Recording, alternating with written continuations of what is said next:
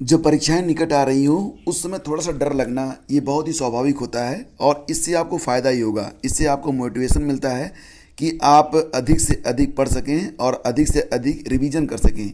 यानी कि आपकी जो आंतरिक ऊर्जा है, इंटरनल एनर्जी, ये जो फियर है आपका, फियर ऑफ एग्ज़ाम, तो ये उसको बढ़ाता है।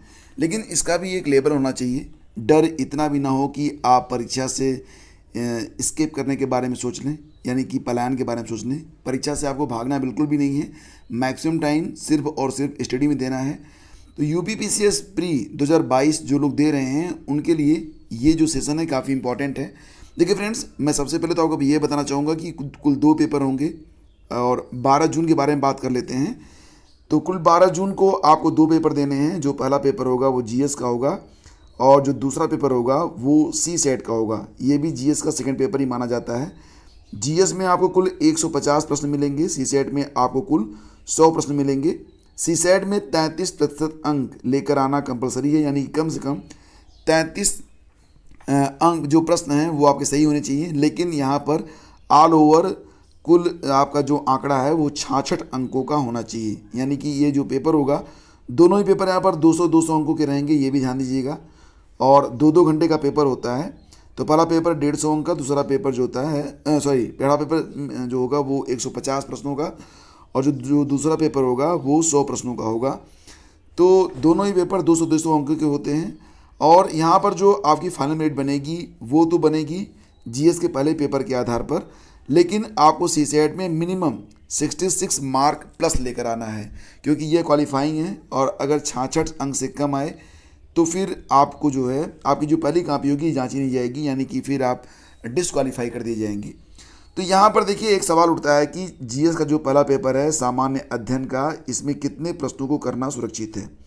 देखिए फ्रेंड्स, कुल मिला के अगर आप यहाँ पर 100 प्रश्नों को सही कर पाते हैं, ठीक है, मैं सिर्फ सही की बात कर रहा हूँ, गलत करेंगे तो फिर तो आप जानते ही हैं कि यहाँ पर 1/3 यानी कि 3 प्रश्नों को जब आप गलत करते हैं तो एक सही प्रश्न का जो अंक है वो भी कट जाएगा। 4 प्रश्न आपने किए, एक में आपको अंक मिला और 3 आपने गलत कर दिए, रिजल्टेंट 0 हो जाता है। तो यहाँ पर मैं बात कर रहा हूँ कि अगर जीएस का जो पहला पेपर है उसमें कम से कम 100 प्रश्न आपके सही हुए, कम से कम 100 प्रश्न आपके सही होते हैं, तो ऐसी स्थिति में आप निश्चित रूप से मेंस के लिए सिलेक्ट किए जाएंगे। तो कोशिश करिए कि जो प्रश्न आपको नहीं आते हैं, जिन प्रश्नों के बारे में आपको 100% डाउट है, तो क्योंकि नेगेटिव मार्किंग है तो आपको उस पर रिस्क नहीं लेना चाहिए। और जिन प्रश्नों में आप 50-50 श्योर होते हैं उस पर रिस्क आप ले सकते हैं, लेकिन तब जब आप ये देखें कि जो प्रश्न जिसके बारे में आप बिल्कुल श्योर हैं कि ये हमारे सही हो रहे हैं, उनकी संख्या अगर 95 से कम हो रही है, तब आप 50-50 वाले जो क्वेश्चंस हैं उस पर आप जा सकते हैं। और अगर आपको जो है ये लग रहा है कि बिल्कुल स्थिति ये बन रही है कि हमें सिर्फ यहाँ पर बहुत कम 60+ ही केवल मुझे क्वेश्चन हैं जो कि सही सही आते हैं, बाकी सारे प्रश्न आपको 50-50 में जा रहे हैं या फिर 100% डाउट वाले में जा रहे हैं, तो ऐसी स्थिति में फिर आपको खुद ही सोचना है कि अब आपको क्या करना चाहिए। तो यूपीपीसीएस 2022 प्रारंभिक परीक्षा में जो लोग शामिल हो रहे हैं उनके लिए वर्तमान समय मैक्सिमम प्रैक्टिस का है और फैक्ट के रिवीजन का है। और अपना जो टारगेट है उसको आप लोग हाई रखें। जो तनाव आ रहा है वो तनाव इसी वजह से आ रहा है कि आप रिवीजन करें। अगर रिवीजन करते रहेंगे, लगातार पढ़ते रहेंगे, तो आपका जो तनाव होगा वो मैनेज होता रहेगा। तो फ्रेंड्स, सभी को शुभकामनाएं। ये कुछ ज़रूरी टिप्स हैं आपके लिए। अगर और आप इस पर चाहते हैं कि एक अच्छा सा डिस्कशन आए तो नीचे कमेंट कीजिएगा। इस पर एक अच्छा सा डिस्कशन मैं आपको लेकर आऊँगा और उसमें आपके प्रश्नों को भी शामिल किया जाएगा। चलिए आगे बढ़ते हैं फ्रेंड्स, चलते हैं अगली खबर पर। तो देखो यहाँ पर प्रतियोगी छात्र संघर्ष समिति की ओर से आयोग यानी कि यूपीपीएससी को पत्र लिखकर यह शिकायत दर्ज कराई गई है कि जो स्केलिंग की प्रक्रिया पहले होती थी उसको हटा दिया गया है। और स्केलिंग के हट जाने की वजह से जो मानविकी के विषय के जो छात्र होते हैं उनको बहुत कम अंक मिलते हैं। वहीं पर जो लोग साइंस वर्ग के होते हैं, विज्ञान वर्ग के जो स्टूडेंट होते हैं, उनको इसका फ़ायदा मिल जाता है। और ये बात और भी कि विज्ञान वर्ग के विषयों में सही उत्तर लिखने पर जितने अंक मिलते हैं, आप कितना भी अच्छा उत्तर लिख दें, मानविकी में, कला वर्ग में आपको उतने अंक नहीं मिल पाते हैं। इसलिए यहाँ पर मांग की जा रही है कि उत्तर प्रदेश लोक सेवा आयोग में जैसे पहले स्केलिंग होती थी वो प्रक्रिया फिर से बहाल की जाए, ताकि जो बच्चे हैं उनको समान अवसर मिल सके। कला वर्ग, मानविकी वर्ग और विज्ञान वर्ग के जो स्टूडेंट हैं उनको समान अवसर मिल सके और वो समान रूप से चयनित हो सकें। तो यहाँ पर देखो पीसीएस 2018 से अब तक जितनी परीक्षाओं के अंक पत्र जारी हुए हैं उसमें स्केल्ड और नॉन स्केल्ड अंक हटा दिए गए हैं। ऐसे में स्पष्ट है कि परीक्षा में स्केलिंग नहीं हो रही है और इन दिनों पीसीएस 2021 की मुख्य परीक्षा की कापियों का मूल्यांकन कार्य अंतिम दौर में है। 12 जून को पीसीएस 2022 की प्रारंभिक परीक्षा है। तो यहाँ पर मांग की जा रही है कि जो स्केलिंग की प्रक्रिया 2018 से पहले लागू थी उस प्रक्रिया को फिर से बहाल किया जाना चाहिए। देखिए फ्रेंड्स, अब बातें करते हैं कुछ ऐसी खबरों के बारे में जिसका आपके जीवन पर और आपके जीएस पर भी, सामान्य अध्ययन पर भी प्रभाव पड़ता है। जैसे कि एलपीजी पर सब्सिडी को पूरी तरह से अब खत्म कर दिया गया है। तो सरकार ने गुरुवार को रसोई गैस एलपीजी पर सब्सिडी पूरी तरह से खत्म करने की घोषणा कर दी है और इस तरह दिल्ली में अब यह 14.2 किलोग्राम का जो सिलेंडर होगा वो 1003 रुपये में मिलेगा। अलग अलग राज्यों में इसकी जो कीमत रहेगी वो अलग अलग रहेगी। केवल उज्ज्वला योजना के तहत साल में 12 सिलेंडरों पर ही 200 रुपये प्रति सिलेंडर की सब्सिडी मिलेगी। तो जो लोग उज्ज्वला योजना के अंतर्गत हैं उनको 200 रुपये की सब्सिडी मिलेगी, लेकिन बाकी जो सामान्य सिलेंडर हैं उस पर अब कोई भी सब्सिडी नहीं आने वाली है। और इलाहाबाद विश्वविद्यालय ने स्नातक थर्ड ईयर की ऑनलाइन परीक्षा के लिए दिशा निर्देश जारी कर दिए हैं। 1 अंक का होगा प्रश्न और हल करने वाले को 2 मिनट का वक्त मिलेगा।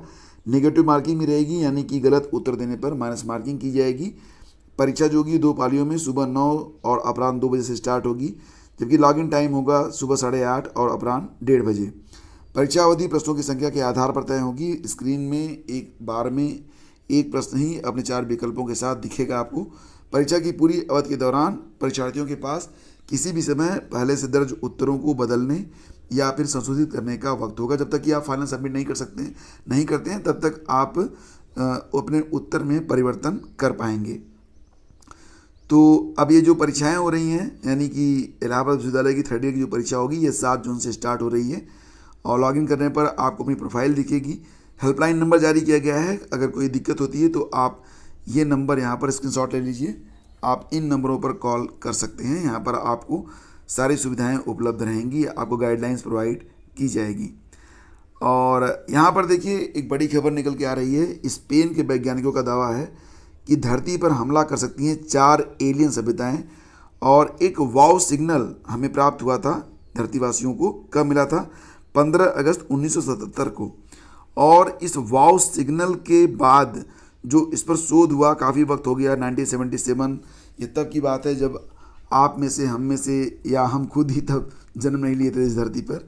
तो ये सिग्नल तब प्राप्त हुआ था, इस पर शोध चल रहा था और अब जो रिसर्च सामने आई है उसमें यह कहा जा रहा है कि हमारी आकाशगंगा में 4 एलियन सभ्यताएं मौजूद हैं जो धरती पर हमला कर सकती हैं। स्पेन की यूनिवर्सिटी ऑफ वीगो में पीएचडी कर रहे अल्बर्टो कैबलेरो ने कहा कि उन्होंने 1977 में डिटेक्ट किए गए वाव सिग्नल के सटीक स्रोत का पता लगाया है। हालांकि उनकी इस रिसर्च को अभी कल्पना कहा जा रहा है। तो अल्बर्टो ने वैज्ञानिकों को मैसेजिंग एक्स्ट्रा टेरेस्ट्रियल इंटेलिजेंस का इस्तेमाल करने में सावधानी बरतने की चेतावनी दी है। उन्होंने कहा कि हम दूसरी दुनिया के लोगों के दिमाग के बारे में नहीं जानते।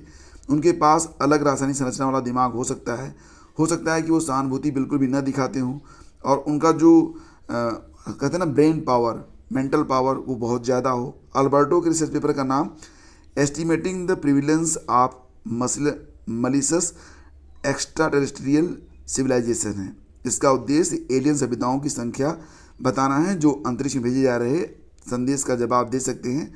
उन्होंने पृथ्वी पर हो चुके हमलों की संख्या भी बताई है जिसमें वाव सिग्नल भी शामिल है। अल्बर्टो के मुताबिक 1915 से 2022 तक जितने हमले एक दूसरे पर धरती के देशों ने किए हैं उन्हें देखकर लगता है कि एलियंस खुद धरती पर हमला करेंगे। इंसान किसी एलियन सभ्यता पर हमला करे इसकी संभावना 0.028% है। तो ये खबर भी काफ़ी महत्वपूर्ण है।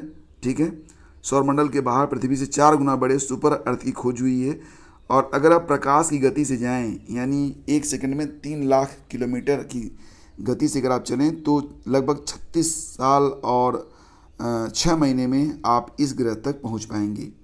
तो यह एक बड़ी खोज है और काफ़ी इंटरेस्टिंग भी है।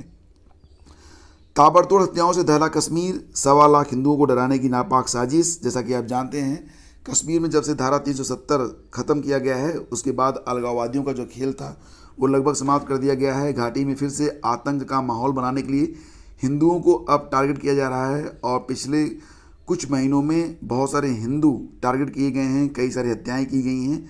और अब यहाँ पर जो मामला है वो इस बात का हो गया है कि कई सारे हिंदू कर्मचारी हैं जो कि अब घाटी से पलायन की बात कर रहे हैं। 1800 पंडितों समेत 3000 कर्मचारियों ने घाटी छोड़ी, आज करेंगे सामूहिक पलायन। तो 48 घंटे में दूसरे हिंदू मुलाजिम की हत्या के बाद कश्मीरी पंडितों ने घाटी में सभी जगह प्रदर्शन स्थगित करते हुए शुक्रवार को जम्मू की ओर सामूहिक पलायन का फैसला किया है। अब तक 1800 कश्मीरी पंडितों समेत 3000 से अधिक सरकारी मुलाजिम जो हैं वो घाटी छोड़ चुके हैं। श्रीनगर के इंदिरा नगर में बृहस्पतिवार को लगातार दूसरे दिन भी सख्त पाबंदियां रहीं। पंडितों के मोहल्लों के बाहर पुलिस और अर्धसैनिक बल तैनात रहे। भारी संख्या में किसी को बाहर निकलने की जो है इजाज़त नहीं दी गई है। और यहाँ पर देखिए कहा जा रहा है कि हालात नियंत्रण से बाहर, घाटी में दहशत और बढ़ गई है। एक पंडित महिला कर्मचारियों का वीडियो वायरल हो रहा है जिसमें वो कह रही हैं कि बहुत हो गया, हम वर्षों से यहाँ हैं लेकिन आज हालात काबू से बाहर हैं, इसीलिए सभी कर्मचारी घाटी छोड़ रहे हैं। अब सरकार पर निर्भर है कि वह हमें वहाँ नौकरियाँ देती है या नहीं देती है। तो बैंक मैनेजर विजय की जो कि कल हत्या कर दी गई गोली मारकर, वो राजस्थान से थे और कश्मीर में अपनी पत्नी के साथ रहते थे। अभी 2 महीने पहले ही इनकी शादी हुई थी और ये किसी अन्य बड़ी प्रतियोगी परीक्षा की तैयारी भी कर रहे थे। तो यहाँ पर आप देख सकते हैं ये वो हत्यारा है। सीसीटीवी फुटेज से खुलासा हुआ कि बैंक के गेट पर खड़े आतंकी ने 2 बार दरवाजे से अंदर की स्थिति का जायजा लिया, फिर बैंक में घुसते ही बैग से पिस्तौल निकाली, सीधे बैंक मैनेजर विजय पर गोली दाग दी और भाग निकला। उसने चेहरा ढक रखा था। बैंक ग्रामीण इलाके में होने के कारण वहाँ ग्राहक मौजूद नहीं थे। तो कश्मीर में अब फिर से आतंक का माहौल बनाया जा रहा है और वहाँ पर हिंदुओं को टारगेट किया जा रहा है और ये केंद्र सरकार के लिए भी एक परीक्षा की घड़ी है। और अब घाटी में सद्भाव स्थापित करना ये सरकार के लिए भी एक चैलेंज है। फिलहाल कश्मीर घाटी में गैर मुस्लिमों की टारगेट किलिंग थम नहीं रही है और आतंकियों ने कुलगाम में बृहस्पतिवार को सुबह गैर कश्मीरी हिंदू बैंक मैनेजर विजय कुमार और शाम में बडगाम में बिहार के मजदूर दिलखुश की गोली मारकर हत्या कर दी है। 1 महीने में आतंकियों ने 10 लक्षित हत्याएं की हैं और अब सीधे सीधे गृह मंत्री अमित शाह ने खुद कमान संभाली है। उन्होंने राष्ट्रीय सुरक्षा सलाहकार अजीत डोभाल के साथ हालात की समीक्षा की है। उम्मीद करता हूं और कामना करता हूं कि घाटी में जल्दी शांति बहाल होगी और बहाल हो। आगे बढ़ते फ्रेंड्स और चलते हैं अगली खबर पे। तो खबर है कि हम मस्जिदों में शिवलिंग ढूंढने की ज़रूरत नहीं, हर मस्जिद में शिवलिंग ढूंढने की ज़रूरत नहीं। तो वाराणसी के ज्ञानवापी मस्जिद विवाद के बीच आरएसएस प्रमुख मोहन भागवत का ये बयान आया है। उन्होंने कहा कि हम हर मस्जिद में शिवलिंग की तलाश क्यों कर रहे हैं। नागपुर में राष्ट्रीय स्वयंसेवक संघ के प्रशिक्षण शिविर के समापन समारोह को संबोधित करते हुए यह भागवत ने कहा कि अभी मामला ज्ञानवापी का है, हम इतिहास नहीं बदल सकते। इसे न तो आज के हिंदुओं ने बनाया, न ही आज के मुसलमानों ने। यह उस समय हुआ था जब इस्लाम आक्रमणकारियों ने हमलों में कई पूजा स्थलों को ध्वस्त किया था। तो यहाँ पर कुछ मामले हैं जिसका निस्तारण होना चाहिए, लेकिन हर जगह टारगेट करना ठीक नहीं है। ये बात कही गई है मोहन भागवत के द्वारा। और इसी क्रम में आगे बढ़ें तो खराब हो चुके लीवर में जान डाल दी, ये दुनिया में पहली बार हुआ है। दुनिया में पहली बार वैज्ञानिकों ने डैमेज लीवर का एक विशेष मशीन में 3 दिन तक इलाज के बाद लीवर कैंसर से पीड़ित मरीज में सफलतापूर्वक प्रत्यारोपण कर दिया। स्विट्जरलैंड के यूनिवर्सिटी हॉस्पिटल ज्यूरिख यानी कि UHZ के वैज्ञानिकों ने यह कामयाबी हासिल की है। वैज्ञानिकों को उम्मीद है कि लीवर प्रत्यारोपण का इंतजार कर रहे मरीजों के लिए यह तकनीकी वरदान साबित हो सकती है। तो UHZ यानी कि यूनिवर्सिटी हॉस्पिटल ज्यूरिख में अंग प्रत्यारोपण विभाग के निदेशक डॉक्टर पियरे एलन काल्विन ने बताया कि XC2 नार्मोथेमरिक परफ्यूजन तकनीक जो एक मशीन है, मशीन में एक 29 साल की महिला अंगदाता द्वारा दान किए गए लीवर को 3 दिन तक उपचारित किया गया और उसके बाद 62 साल के एक व्यक्ति में इसे जब लगाया गया तो वह व्यक्ति पूरी तरह से एक अच्छा जीवन जी रहा है और 1 साल इस बात के हो चुके हैं।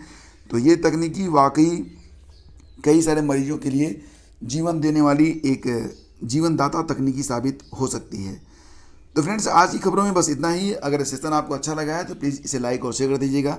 जो लोग UPPSC की तैयारी कर रहे हैं उनके लिए प्रैक्टिस सेट मैं प्रतिदिन आपको अवेलेबल करवा रहा हूँ। तो दिन में 2 प्रैक्टिस सेट आपको मिलते हैं। एक मिलता है आपको दोपहर में लगभग 11:30 के आसपास, जो दूसरा प्रैक्टिस होता है वो शाम को आपको 7 बजे के आसपास अवेलेबल करवाया जाता है। तो प्रतिदिन प्रैक्टिस करते रहिए और कोई भी प्रश्न आपको छोड़ना नहीं है, हर प्रश्न को एक बार देखिएगा ज़रूर। तो आप सभी को मंगलमय शुभकामनाएं, आप सभी का दिन मंगलमय रहे और आप सभी लोग अपनी स्टडी को जारी रखिए। Thank you so much.